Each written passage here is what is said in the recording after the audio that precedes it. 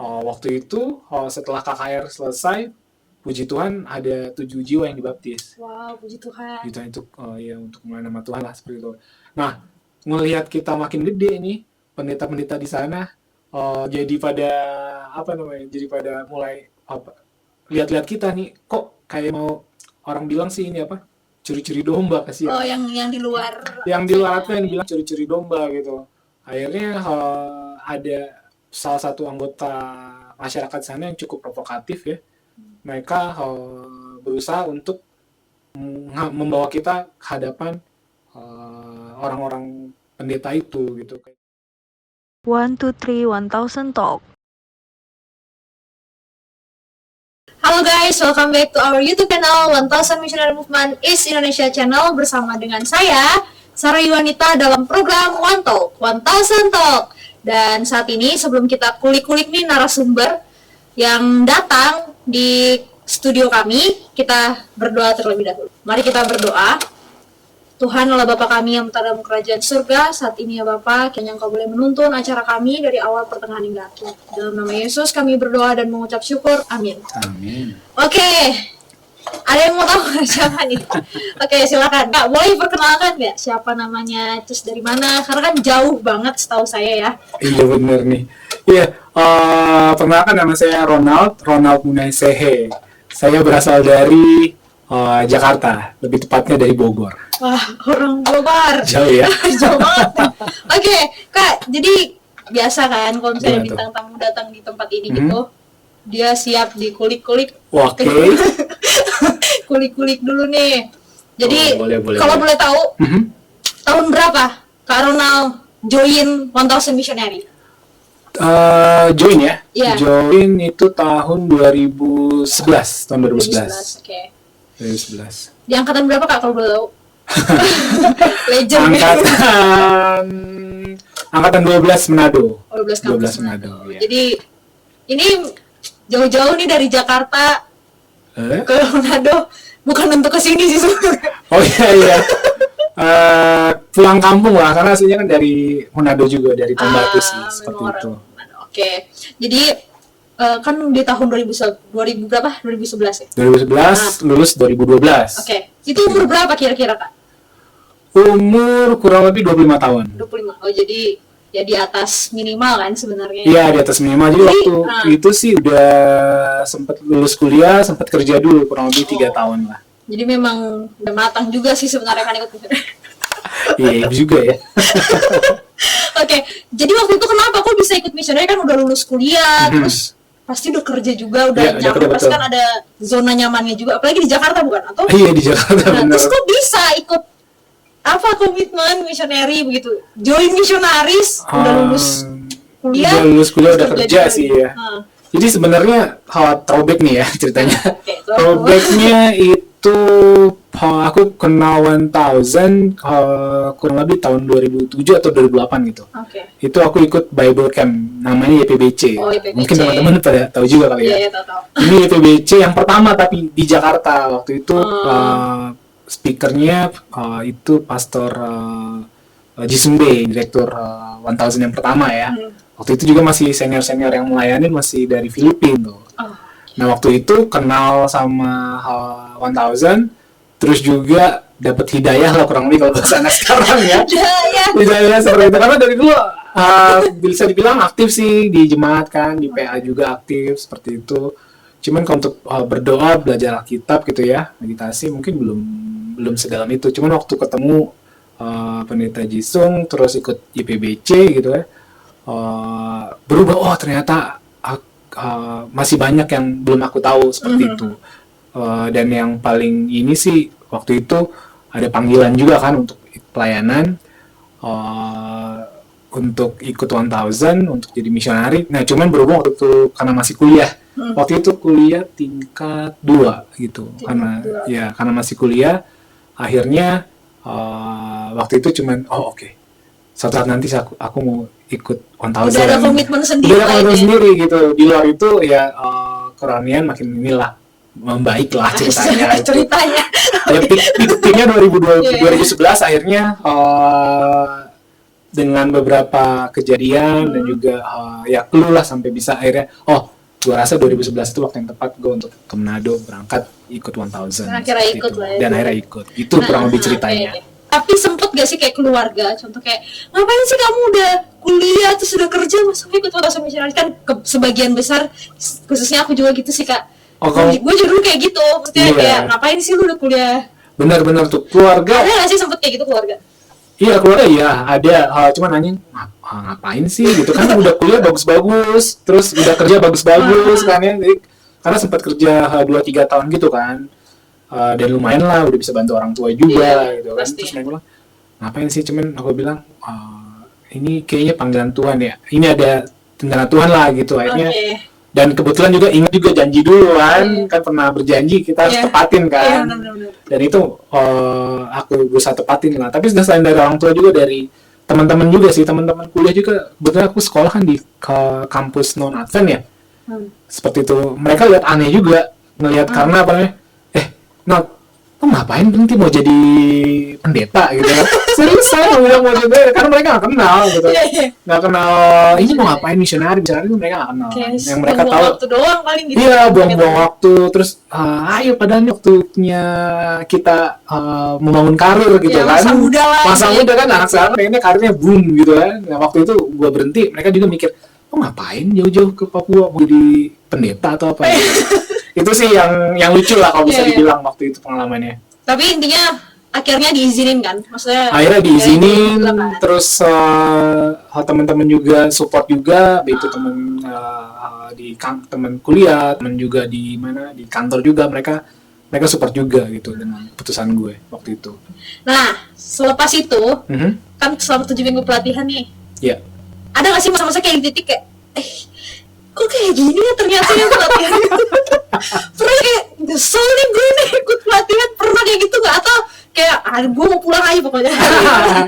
Enggak, kalau pulang aja enggak, tapi kalau aneh ya ternyata gue tuh ini sih gitu. Gimana ya, kan mungkin karena kita terbiasa dengan hal yang logis, rasional gitu kan. Kalau di sini itu ada istilahnya dibilang harus obey. Wah, kan pernah dibilang kan, harus obey gitu kan. Menurut aja gitu. Menurut aja gitu. Terus dibilang ini apa namanya? Yang satu tim apa? Survival and revival. Pas survival harus dibilang yang satu tim. Hah? Oh, we are one. Oh iya, we are one. Thank you. Benar. Gue juga lupa. Iya, itu kan famous banget kan.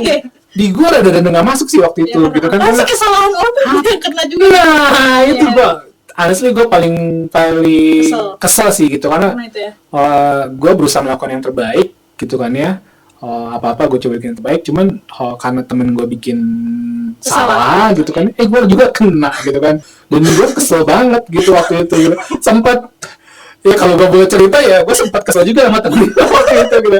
Tapi kayaknya semua orang kayak gitu deh. Kalau gitu. yang nggak tahu ya, kayak gue waktu itu kayak gitu juga sih kak, kayak kesel banget sih kan gue yang kena gitu. Gue yang kena gitu, tapi mungkin itu cara Tuhan lah buat apa namanya merubah karakter gue gitu, biar lebih sabar. Iya benar sih, seperti itu. Itulah, we are one benar-benar. Tapi kepikiran pulang nggak ada kan berarti? Kepikiran pulang nggak ada, waktu itu udah jauh-jauh kan dari Jakarta. Malu dong ya, malu pulang seperti itu.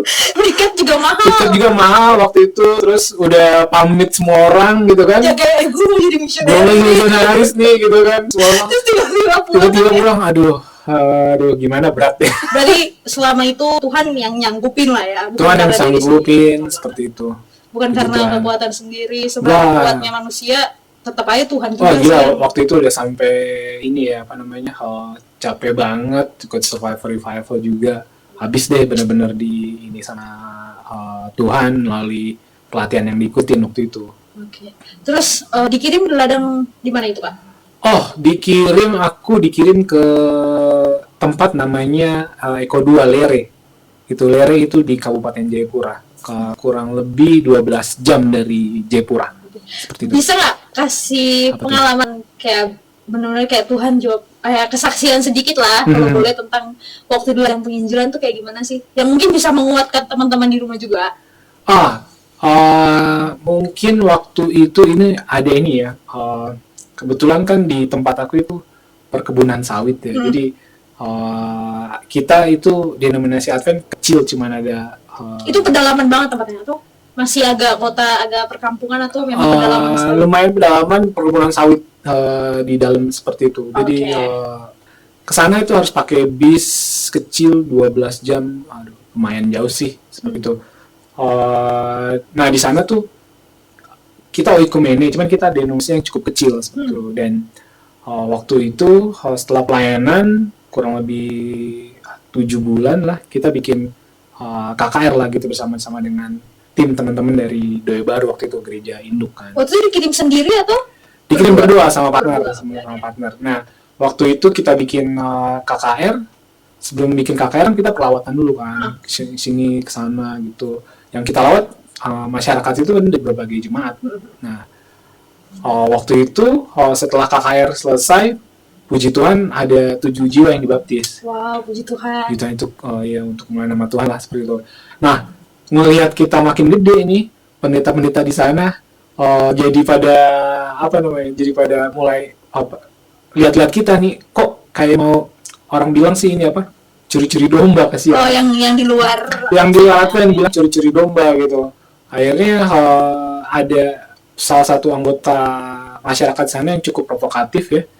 Mereka berusaha untuk membawa kita ke hadapan orang-orang pendeta itu gitu, kayak mau disidang gitu kali ya. Ya benar, mau disidang. Ini tapi memang disidang atau? Asli disidang.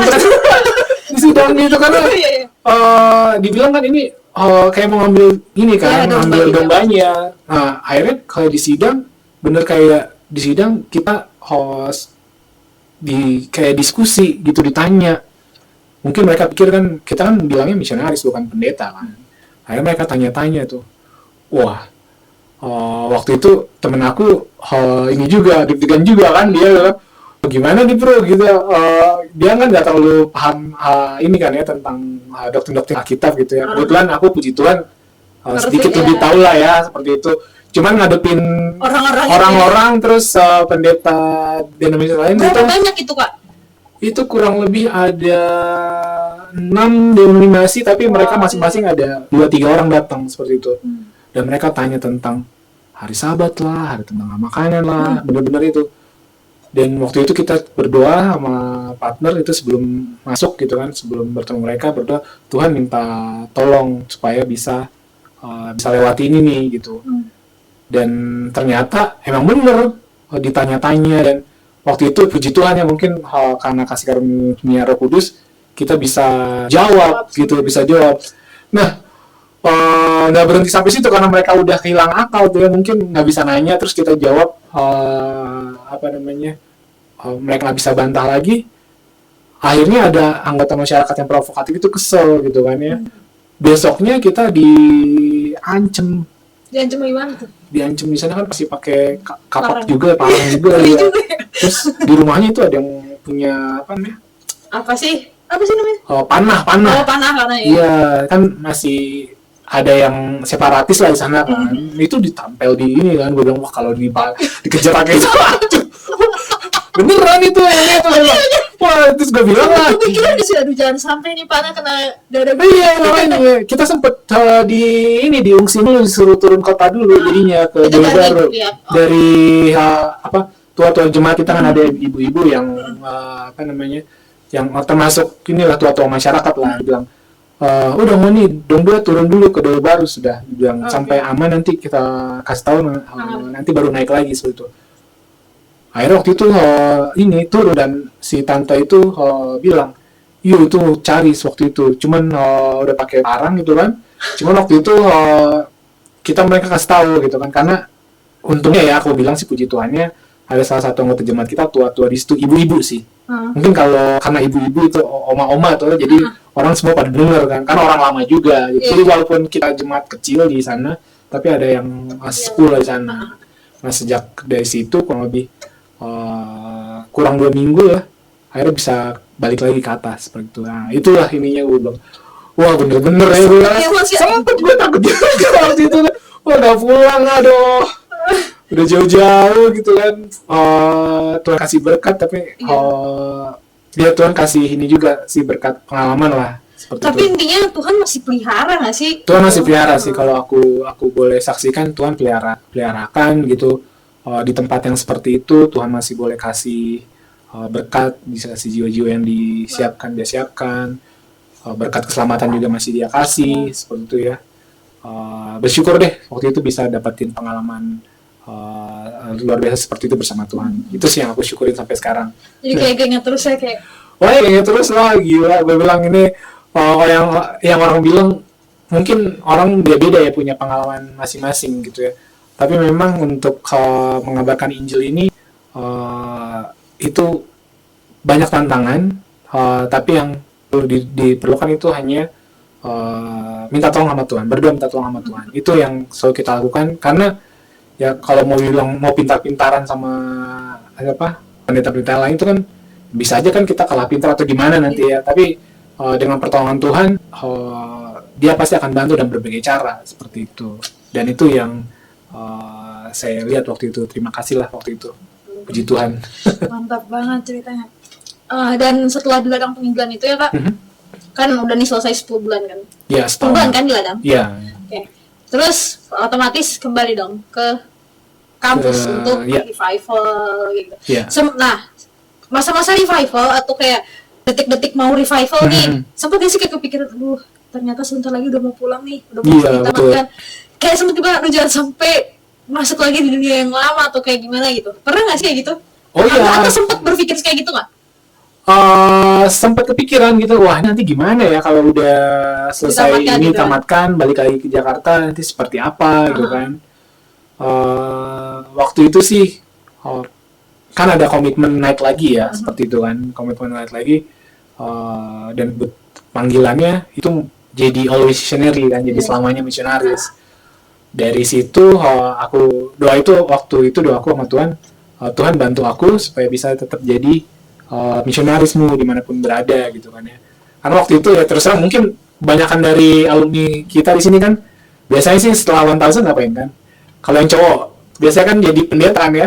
Waktu itu kepikiran juga mau jadi pendeta kan? Iya lagi. Iya, mau kuliah, wah ambil kuliah pendeta gitu kan. Tapi aku sempat mikir sih, wah tapi emang harus jadi pendeta ya?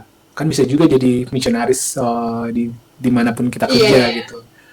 Waktu itu akhirnya keputusannya aku pilih untuk kembali ke Jakarta gitu kan, lanjutin karir, tapi dengan mindset sebagai misionaris sih, itu yang akhirnya aku pilih. Jadi nggak jadi kuliah pendeta? Nggak jadi.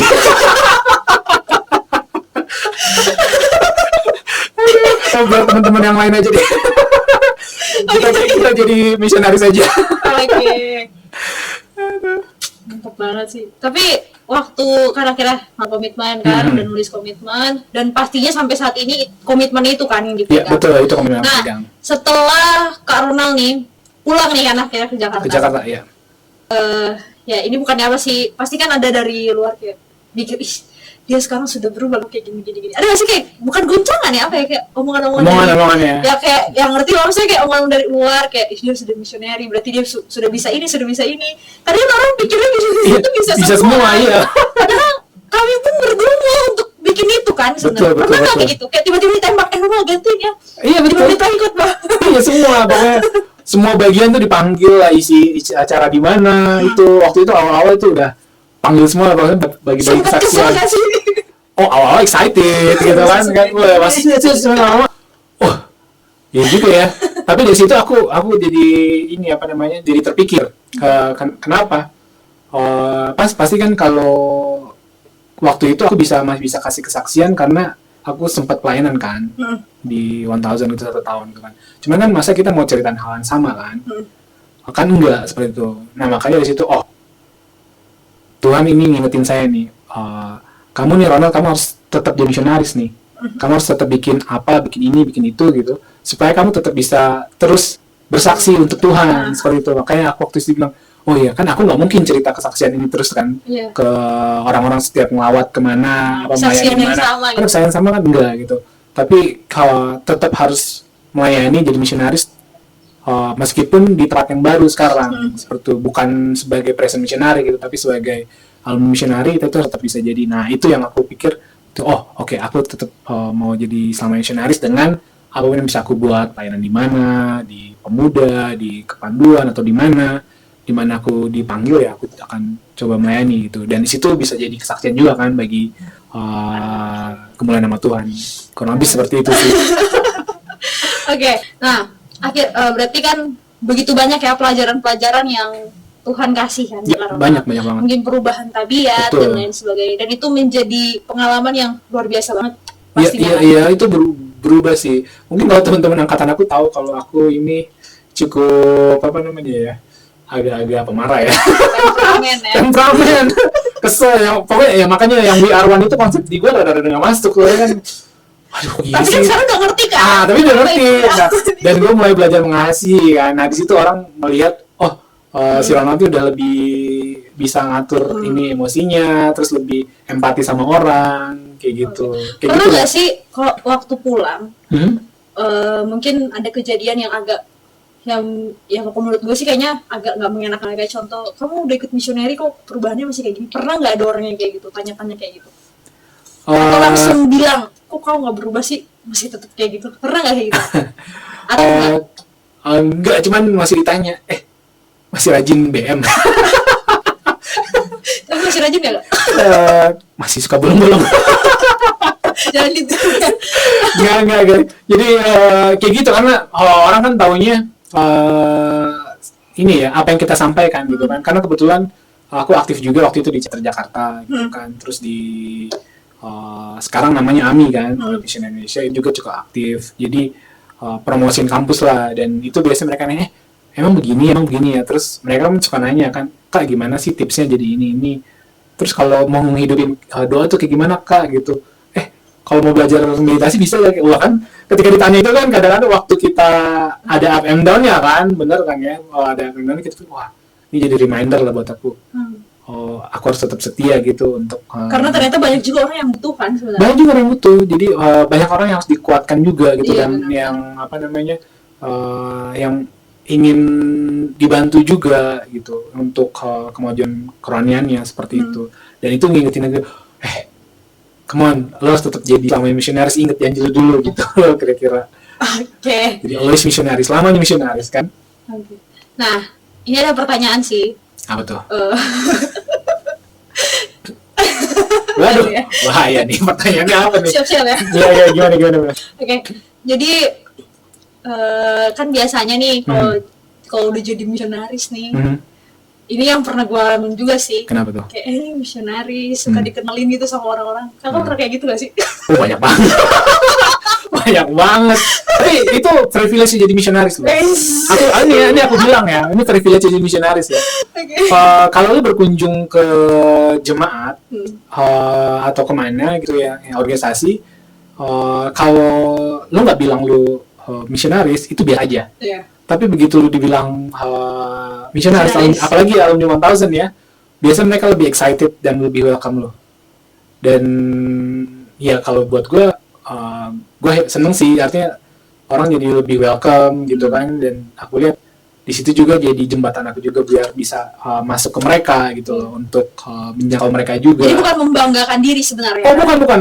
Ini lebih ke ini apa namanya, bisa mingle, bisa reach out mereka seperti Iya, itu. benar-benar. Karena waktu selesai dari kampus ini, kita kan dikasih misi juga kan, dibilang one missionary, One soul. one soul atau one candidate gitu. Nah, benar gak? Iya, benar. One missionary, one candidate. Nah itu yang aku ingat juga. Oh iya, kemanapun aku berada, label missionaris ini 1000 masih Identitasnya akan terus betul. Nah waktu ketika ketemu dengan anggota jemaat gitu kan, mereka tahu aku alumni 1000, mereka akan lihat, oh ternyata alumni 1000 tuh seperti ini ya, seperti itu.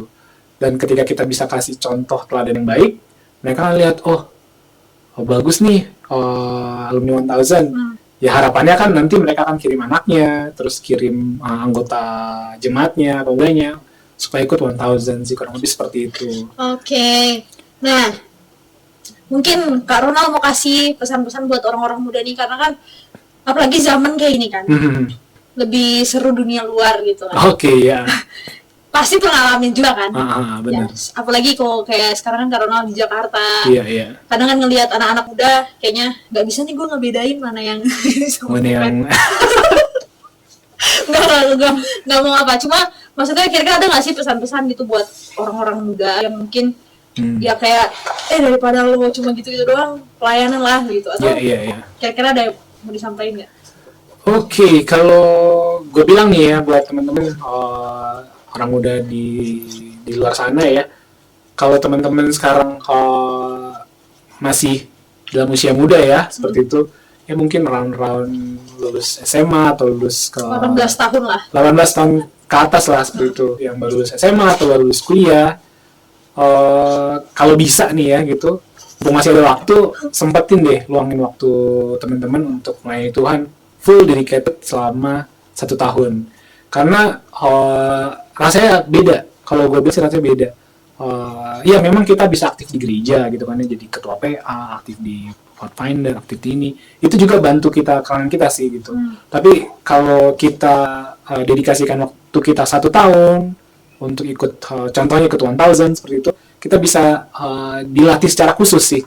Dilatih secara khusus, dan nanti bisa dapat pengalaman juga seperti yang aku dapetin gitu kan, dikirim ke daerah gitu kan ya, bisa jadi melayani, puji Tuhan, bisa dengan berkat dan pertolongan Tuhan bisa dapatkan jiwa-jiwa gitu, membawa orang ke dalam kebenaran. Itu menjadi sukacita yang luar biasa, nggak akan lu dapetin di tempat lain seperti itu. Dan itu bisa jadi awal kita untuk belajar. Dan jangan salah ya, aku bisa lihat bahwa memang waktu 1 tahun itu kelihatannya cukup lama ya, tapi ternyata pas dijalanin singkat sekali seperti itu, singkat sekali. Dan waktu itu aku jalan setahun, ternyata udah selesai, nggak berasa. Tapi 1 tahun yang sudah aku jalan itu bawa aku menghadapi hari-hari depan aku dengan mindset yang berbeda. Ini sih kuncinya yang aku bilang. Ketika aku ikut 1000 1 tahun, aku punya mindset yang berbeda untuk menjalani hidup. Yang sebelumnya itu aku cuma seorang Ronald yang cuma bekerja, mengejar karir gitu kan ya, tapi juga melayani juga seperti itu, dan menjadi saluran perpanjangan tangan berkat juga Tuhan untuk memberkan Injil sih, kurang lebih seperti itu. Jadi 1 year forward itu worth it banget kok. Dan ya kita nggak pernah tahu umur ya, kan ada yang bilang kalau bukan sekarang kapan lagi gitu kan ya. 1 tahun itu relatif, orang bilang kan 1 tahun bisa jadi singkat gitu kan ya, bisa jadi lambat. 1 tahun untuk orang yang usianya berapa gitu, bisa dibilang 30 tahun gitu kan ya, itu kan 1/30 berapa tuh kan, segitulah gitu kan ya. Tapi kalau dia usianya 50 atau 70, 1/70 kan kecil ya, makin kecil ya. Nah, artinya apa? Waktu itu kita tidak pernah tahu, makanya kita bisa berikan waktu kita juga sebagai persembahan kita untuk Tuhan, untuk melayani Tuhan, gitu loh kurang lebih. Berarti melayani Tuhan itu emang luar biasa sekali ya Kak? Iya, itu suatu berkat. Nagih gitu. Nagih itu. Udah 1 tahun kayaknya pengen lagi. Dan setelah 1 tahun pun lo bisa melakukan banyak hal, gitu kan, bersama dengan teman-teman sesama alumni juga lo bisa bikin pelayanan kan. Kita juga punya sekolah sekarang, kita juga punya kegiatan-kegiatan kayak Bible Camp juga di seluruh Indonesia loh. Jadi kalau teman-teman nih yang ada di daerah mana bisa gabung sama senior di sana, alumni, bisa main ini juga. Jadi nggak berhenti pelayanannya seperti itu setelah keluar dari kampus ini. Ngalir terus gitu. Ya. Kalau yang ketagihan banget ya, ada yang banyak yang lanjut jadi pendeta. Seperti itu. Oke. Nah, pertanyaan terakhir. Apa itu? Siap-siap jawabannya. Iya, oke. Jadi apakah orang yang melayani itu harus ikut pelatihan 1000 Missionaries dulu atau bagaimana? Menurut Kak Ronald. Oke. Yang mau melayani harus ikut 1000 dulu atau enggak? Emang harus, kan ada yang bilang, emang kalau misalnya melayani harus ikut 1000 dulu apa? Gak tahu gimana. Menurut Kak Ronald saja. Susah ya pertanyaannya. Karena saya punya teman banyak juga yang nggak ikut 1000. Mungkin kalau dari perspektif aku, view aku sih, aku ngelihatnya ditanya harus atau enggak, mungkin jawaban aku nggak harus. Tapi kalau aku boleh rekomendasikan, aku pilih rekomendasikan belajar melayani mulai dari 1000 seperti itu. Aku punya pengalaman ya di sini. Kita dilatih, dididik untuk menjadi seorang yang tentara Kristus yang siap untuk melayani. Apa aja seperti itu. Berkhotbah, kasih pelajaran Bible study,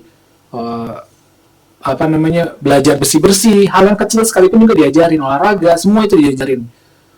Mungkin nggak deep gitu, karena kan ada juga ministry-ministry tempat-tempat pelatihan lain yang belajar secara khusus tentang materi doktrin Alkitab seperti itu. Ada yang belajar khusus materi kesehatan. Di 1000 ini mungkin nggak sedip itu, tapi kita nge-touch semua. Di sini jadinya kita bisa melihat, oh Tuhan bisa kita gunakan kita untuk berbagai macam cara. Tapi yang diajarkan di sini adalah Dia mau supaya kita menyerahkan dulu hidup kita kepada Dia dan mau dilatih untuk menjadi seorang misionaris atau penginjilnya seperti itu. Nah nanti kedepannya kalau teman-teman mau, dan ini pun yang kejadian banyak di aku alamin juga gitu, teman-teman aku alamin juga. Setelah dari ikut 1000 ada banyak ikut, ada yang Healing Way, ada Amazing Fact gitu kan ya, ada I-Eat, itu banyak banget, IYC, itu semua banyak. Dan dari situ dengan pengalaman yang kita miliki, kita jadi lebih nyaman gitu kan, lebih nyaman dan lebih bisa bereksplorasi. Ketika kita mau menspesifikan, misalnya aku mau fokus di medical, ya aku nanti bisa dalamin. Tapi kalau ditanya untuk all around missionary work, itu kalau alumni 1000 pasti apa aja bisa deh, yakin deh. Semua bisa. Mau medical ke mau apa kayak seperti semua bisa. Makanya itu sih ya. Jadi lebih ke rekomendasi.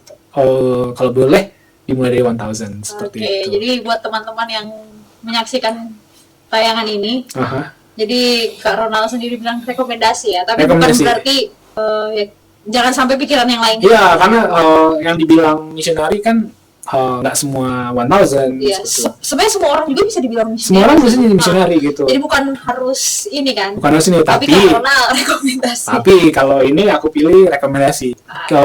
Mulai aja dulu dari 1000. Mulai dari nol. Oke, jadi terima kasih banyak nih Kak Ronald. Sama-sama, sudah mau dikulik kehidupannya. Iya. Perjalanan iman bersama dengan Tuhan dari mulai panggilan. Betul. Jadi throwback nih, kurang lebih udah 10 tahun loh. Terus baru dikulik sekarang. Puji Tuhan. Jadi keinget lagi ya Iya masa-masa Tuhan, Tuhan. diingatkan komitmen masa lalu ya. Terima kasih ya Sarah.